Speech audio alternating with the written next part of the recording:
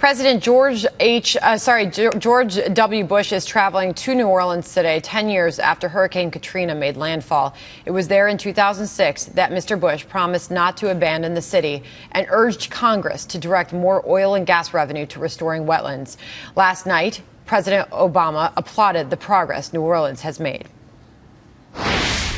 What started out as a natural disaster became a man-made disaster, a failure of government to look out for its own citizens.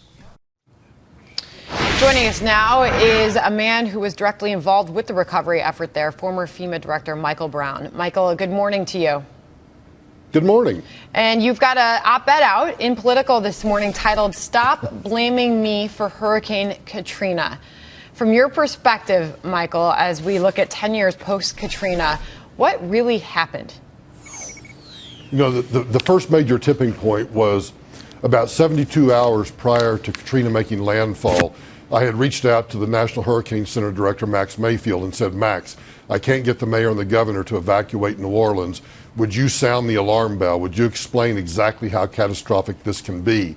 And that fell on deaf ears. So then I called President Bush down in Crawford, and I said, Mr. President, I have a very strange request, but I need you to call the mayor and use your presidential bully pulpit to try to convince the mayor of New Orleans to evacuate a city. And now we're down to 48 hours.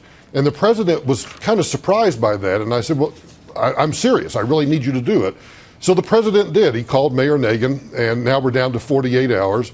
And then finally on Sunday, sometime between 10 and noon on Sunday, Governor Blanco and Mayor Nagin go in front of the cameras and basically say, you know what, you really ought to get out of town. It's probably time to evacuate. Well, dang it, that's too late. It was too late. And the storm made landfall about 4 or 5 o'clock that morning, and consequently, we had 20,000 people in the Superdome. But for the failure to use the planes, the trains, the buses, the failure to use those to get those people out of there is what created the man-made disaster. So the story is very personal to me. I having graduated from LSU down in Baton Rouge just a couple of years prior to Hurricane Katrina, I had so many friends and family members and families I was very close to involved and affected by Hurricane Katrina. And I know so many have those personal stories.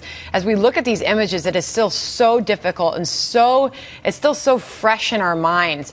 As you look back at these pictures, Michael, what is your biggest regret about that day? My biggest regret is there were two things that I did, but I wish I'd done better, is when we couldn't get the mayor and the governor to order the evacuation. Now, you got to remember, this is 10 years ago, so we don't have Fox Business. We don't have a lot of the media outlets we have today. But I went on every cable show I could find and tried to encourage people to evacuate. What I really should have done was gotten on the plane then and gone straight to New Orleans and screamed it from the city of New Orleans, and maybe people would have paid attention at that point. I think it was just, here's a guy in D.C. trying to tell people to get out of New Orleans, and I don't think it had the effect that it did.